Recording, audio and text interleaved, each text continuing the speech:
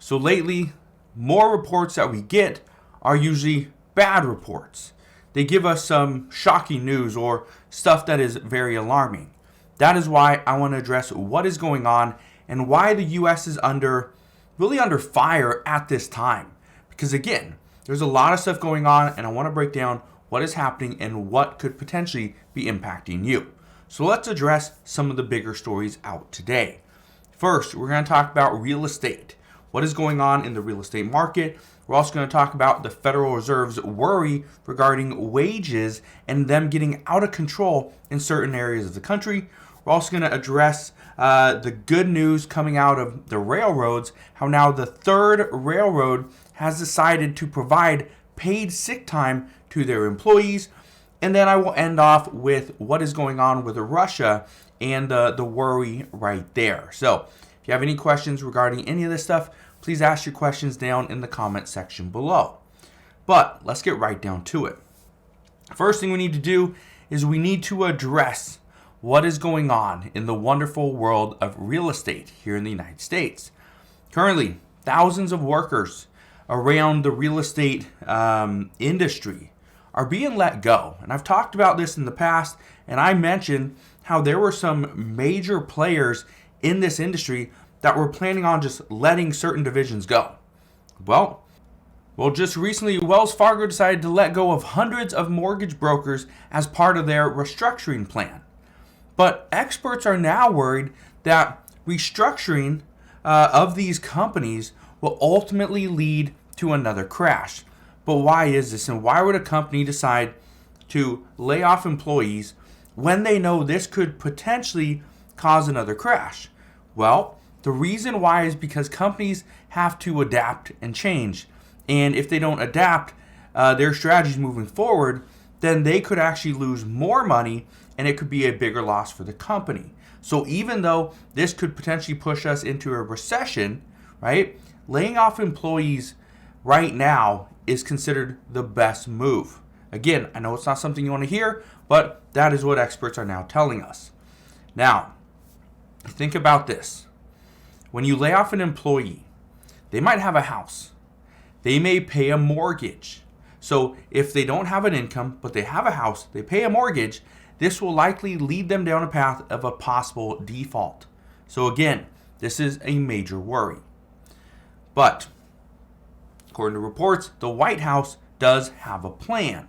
The White House wants to boost the real estate market and keep the U.S. away from a possible recession. Well, how are they going to do that?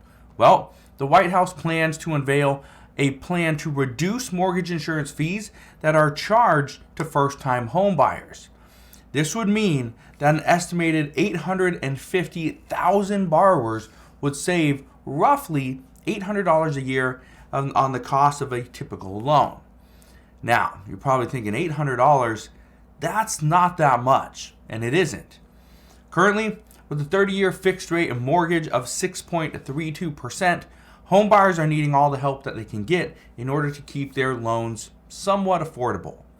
Well, just a week prior, we saw the 30-year fixed mortgage rate was 6.12%. So obviously it did go up. But experts are predicting this rate will reach the 7% range before it comes back down.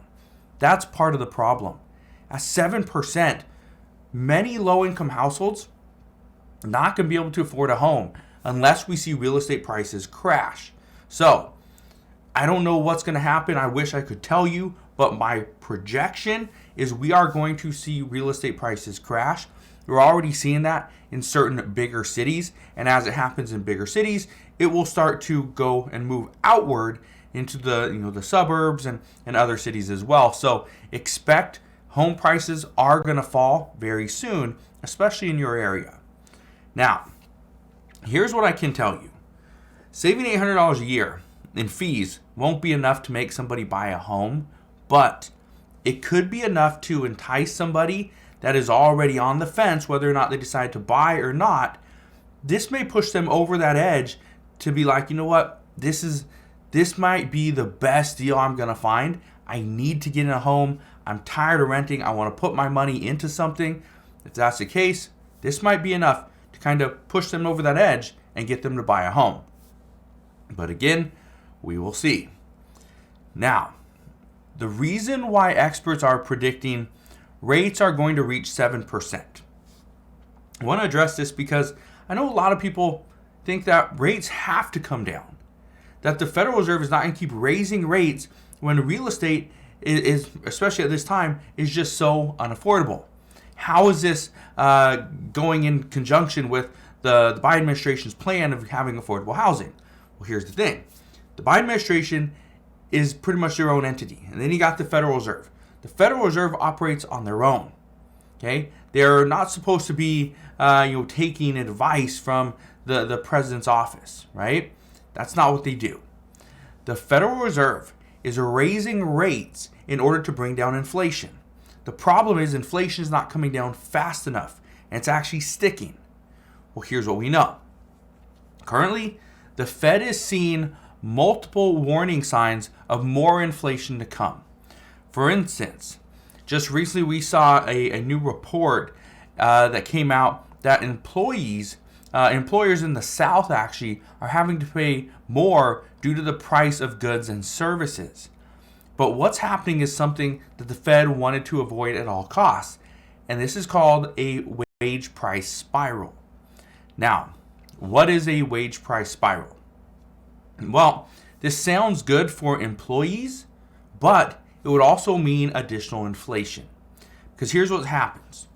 When you see the price of a product go up, that's great, right? It goes up. It usually means more money for the company.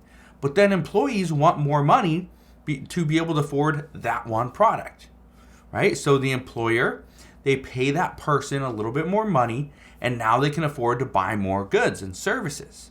Great. But then when employees make more money, businesses will likely raise their prices in order to accommodate for it. And again, your wages go up, right? The cost of the goods go up.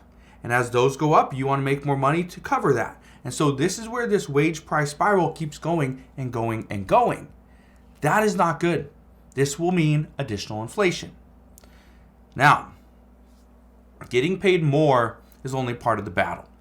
Some workers simply are looking for additional benefits. For example, paid sick time. Recently, we found out that 3 major freight railroads have decided to offer some of their employees paid sick time. And this is good. Just the other day, we saw reports that Norfolk Southern said they would improve their workers' quality of life by providing paid sick time. Now, this is going to provide roughly 3,000 track maintenance workers with the benefits that they have been looking for over a couple years. Now, the other 2 railroads that announced paid sick time were CSX and Union Pacific. They made this announcement earlier this month, and their plan is to provide 4 paid sick days per year and have the option to convert 3 of their personal leave days into sick days as well. So that gives these workers additional time. Now, here's the last thing I want to address, and that is what is going on with Russia. I know a lot of people want to stay updated, so let's talk about Russia for a second. Just the other day, Russia suspended their participation in the New START treaty. And because of this decision, NATO says they're going to closely monitor what Russia does with their nuclear weapons. Even the NATO chief said this is a reckless decision because we need arms control and we need transparency. A world without nuclear arms control agreements risks leading to more nuclear weapons. Now, this treaty was extremely important. It still is extremely important because it allowed other nations to check in on the nuclear facilities to ensure that that one country wasn't producing more nuclear weapons than anybody else. This is what keeps, countries fair and somewhat even, is this the New START treaty. Again, but Russia decided to suspend their participation in this, which brings up the question, why? Why are they doing this? And this is what is very alarming, is we don't know.